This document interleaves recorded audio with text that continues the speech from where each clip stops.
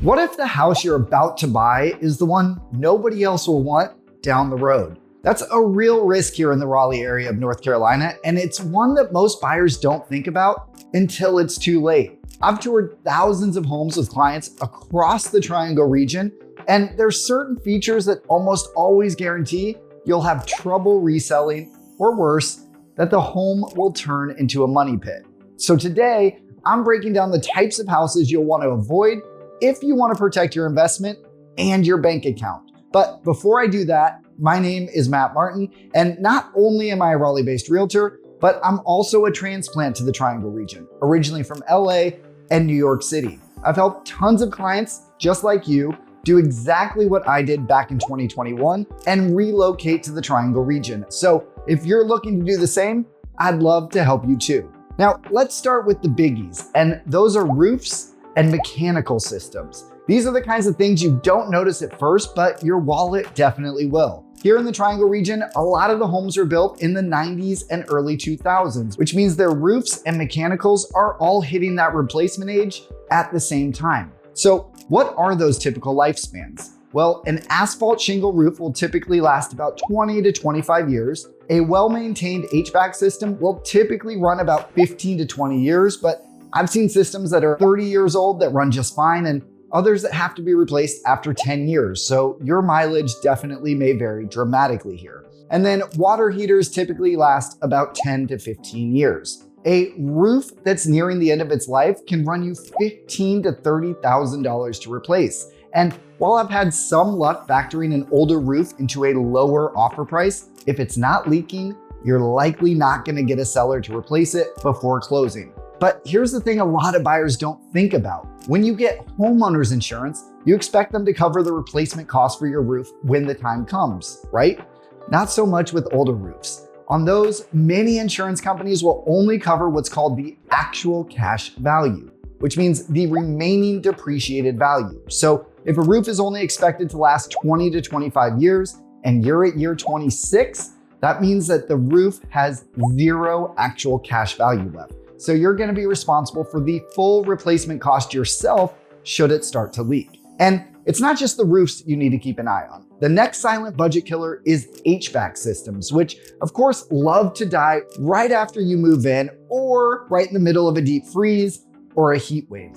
Replacement costs run between $7,000 to $10,000 per system, and depending on the size of your home, you may have multiple systems. So that adds up really fast. That's why I always check the HVAC units for their manufacturer date, which is sometimes outright printed on the manufacturer's tag on the unit itself, or can be determined from the unit serial number. And while the age of the HVAC system is an item on the seller's disclosure form here in North Carolina, most sellers have no idea the actual age of their system, so it's always prudent to double check. Outdated systems also drive up utility bills since they don't run as efficiently as newer models. And if you ever plan to sell, buyers will notice these red flags too, which can cause a lot of headaches, hurt resale value down the road, and force you to make concessions. So unless you've budgeted for major upgrades right after closing, then buying a home in this condition is usually setting yourself up for headaches and big costs right out of the gate. One way to mitigate this is by purchasing a 1-year home warranty or negotiating for the seller to cover the cost of one. And that would cover replacing any of these mechanicals if they were to fail within your first year. These typically run about $600 to $1,000 per year, and I always recommend them if the systems are nearing the end of their useful life. Now, like most things on this list, the decision about whether a house is right for you is completely up to you. So if a house is perfect for you and the only flaw is the age of the mechanicals, go ahead and open up a savings account, stash away some cash so having to replace an HVAC or hot water heater doesn't put you in a bind. And speaking of hot water heaters, this is one that we always check the age of, but I usually tell my clients this shouldn't be a deal killer. While no one wants to have to replace a water heater immediately after moving in, a standard tank water heater will usually run you under $2,000. So not the biggest wallet buster in the grand scheme of things. The next thing I always check out, literally the second we pull up to a house, is the siding. Some materials are great, but like I mentioned earlier, a lot of homes here were built in the 1990s, which means they may have used products that weren't as durable as you'd find on more modern homes. And re-siding a home can easily run you $20,000, $30,000, or $40,000 or more. So making sure your siding is in good condition is critical.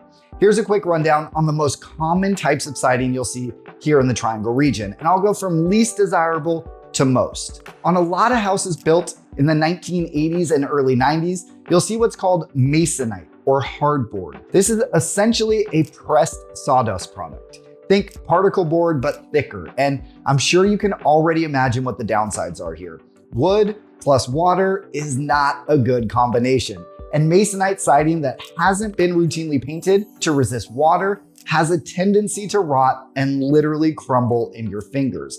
Even if the home is well maintained, you'll likely need to repaint or reseal the siding every few years, which can run thousands of dollars each time. So how do you know if your home has masonite siding? Well, in just a minute, I'll give you some tips on how you can identify it. The next most popular siding you'll see here in the Triangle is vinyl. Vinyl siding is durable, cost-effective, and lasts 20 to 40 years, which makes it a great option for a lot of home buyers. It's super easy to identify. Just give it a little push, and vinyl siding will have some give and flex. You won't see that with masonite or the next product, and if you do, you've got much bigger problems. But the biggest downside here is that painting vinyl isn't as straightforward as with other siding. You need to use special paint, and even then you run the risk of it peeling or cracking. So if you ever want to change the exterior color of your house, this may not be the right material for you. The other potential negative is that vinyl can be perceived as a cheaper product and therefore may affect the perceived value of your home. And then the last most common type of siding you'll see here, which is often the most preferred, is fiber cement siding. The most common name brand for this is Hardy Plank, so you'll sometimes hear the two terms interchangeably used. But instead of being a pressed sawdust product like masonite, fiber cement siding is, you guessed it, a mixture of cement, sand, and cellulose fibers. This creates an incredibly strong siding that's resistant to insects, rot, and water, so finding a house with this type of siding is a giant green flag. Now, masonite looks almost identical to fiber cement siding, and even more so because some fiber cement boards were designed to match masonite boards so that homeowners could easily swap out rotted boards instead of having to completely re-side. But you can usually tell them apart in three ways. Number one, if there's any swelling or waviness, especially along the lower edges, that's a pretty good giveaway that it's masonite. Number two, of course, if there are rotted out or chipped portions, then you'll be able to see the actual interior. If it looks like wood, that's likely masonite. If it looks grayish, that's fiber cement. And then number three, another random giveaway is where the nail holes are located. Fiber cement will typically only be nailed along the side or top edges, while masonite will be nailed almost anywhere, including in the middle of the board. All right, moving on from siding, another one that we're gonna look out for is polybutylene piping, which you're gonna find in homes that were built between 1978 and the mid-90s. At the time, it was considered a cheaper alternative to copper, but the pipes unfortunately react badly with chemicals in city water, and they can fail without warning. For this reason, they were outlawed in 1995, and many insurance companies won't even cover homes that still have polybutylene pipes. But the good news here is that a lot of homes have already been repiped with PEX or copper, but it's something you absolutely want to be on the lookout for. And this is actually something that the seller disclosure form includes here in North Carolina, but because some sellers have no idea what type of plumbing their home has, I will always check the plumbing during our walkthrough, especially for homes on a crawl space. Now, if a home does have poly piping, you can usually replace it for around $5,000 to $10,000, depending on how many bathrooms and bedrooms the home has. And it's always something I mentioned during negotiations, be it in the form of a lower offer price, a closing cost credit, or a commitment from the seller to have the home repiped prior to closing, which isn't the most likely outcome. So while not a complete deal breaker, it's definitely something to be mindful of. Another thing that you'll see pretty often here in the Triangle region are split level homes. And let me tell you, they typically take much longer to sell. And there's a reason for that. All the stairs. When you walk in the front door of a split level home, you're either gonna go up a flight or down a flight of stairs. Think about it. When you're bringing in your groceries, you are always having to go up a flight of stairs. If you're coming in the front door, you're always having to go up a flight of stairs. So you get it, that there is no way to avoid stairs in these homes, and that's just something a lot of buyers don't want to deal with. Now, there are some split levels where the split is isolated to the side of the house, meaning you walk in the front door and have your main living spaces, kitchen, living room, dining room, all on that entrance level. But then off to the side of the house, you'll have a half staircase up, typically to some bedrooms, and a half staircase down, typically to a walkout basement. These homes sell much better as you don't have to deal with the stairs the second you walk into the home, but your buyer pool will still be more limited. The next thing I always caution buyers of are homes listed by iBuyers like Opendoor or ones that have been flipped. First off, what's an iBuyer? Well, these are companies that come in and buy homes before they hit the market for below market value by enticing sellers with no open houses, no showings, you get the idea. They'll then make the home look pretty, new paint, new carpet, deep clean, and relist it for market value to make a profit. So pretty much it's the entry-level version of flipping. Buy low, invest low, sell high. And that's great that most of the time you're getting a home that looks shiny and new.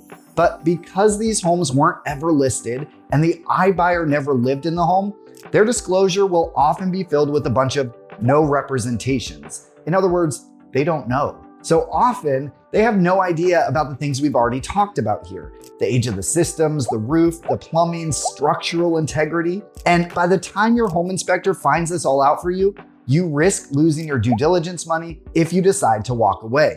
And if you have no idea what I mean by that, unfortunately, this video would get way too long if I drilled down into due diligence right now. So be sure to check out my whole deep dive right here. The same holds true for many flips, meaning someone came in, bought the property, updated it over a few months, and then immediately resold it. Now, there is such a thing as a really great house that's been flipped. So like everything in this video, one size doesn't fit all. However, these are few and far between, and most of them are really bad flips. These investors will sometimes come in, make bad design decisions, or choose things that are poor quality instead of putting in something nicer that's gonna last longer because they wanna keep their costs low. They're known for cutting corners and going the cheapest route in hopes that it's gonna keep their profits as high as possible. And one of the biggest things many of these investors fail to do is get permits. I have a horror story from early in my career that completely changed how I looked at flips. This house looked gorgeous and my buyers fell in love with it, so we went under contract. Now, I'll reiterate, I was early in my career and I failed to check for permits before we wrote the offer. Don't worry, I've learned my lesson. Long story short, the inspection revealed that the furnace was still venting to the chimney, which would have been fine, except the fireplace had been sealed off and the chimney had been capped, meaning that the furnace had no way to vent out. Of course, if the flipper had pulled permits, this would have been flagged during inspections and been remedied. Suffice it to say, my buyers walked away and that home sat for months longer. Okay, so let's say you've avoided the bad flips and quick paint jobs. Even the perfect looking house can fall flat if you really can't enjoy being home. What do I mean by that? Is the lot usable? Do you like what you see when you look out the windows? Are there other environmental factors like noise or odors that make it impossible to open your windows or read a book outdoors? One of the biggest deal killers for many buyers is a very sloped backyard that pretty much renders it useless. Now, of course, this won't matter if you're looking for low maintenance living like a townhome or a condo, but if you're looking to spend top dollar on a single family home, many people want a flat backyard that they can actually use. Or an even bigger red flag, a backyard that slopes towards the house, as it may indicate water issues along the foundation. And then sticking with the backyard, another complaint I hear often, especially with new construction, is when a backyard backs up directly to other homes with no privacy. Many buyers hate the feeling of being on display and will immediately cross that home off their list. Sure, you can usually plant evergreens or put up a privacy fence if the HOA allows it, but that's costly and may not fully solve the problem. And then there are other environmental factors. Are there gigantic power lines nearby? Is it next to a retention pond that may be the breeding ground for mosquitoes during the summer? Do you back up to a main road where revving engines will wake you up at 7 a.m.? Or are you within the flight path and your house will literally rumble every time a plane flies overhead? Now, these may not bother you personally, but each of these will limit your buyer pool when the time comes to resell the property. So they're important to take into consideration for your overall investment potential. At the end of the day, it's not just about avoiding red flags, but about actually having the right people in your corner.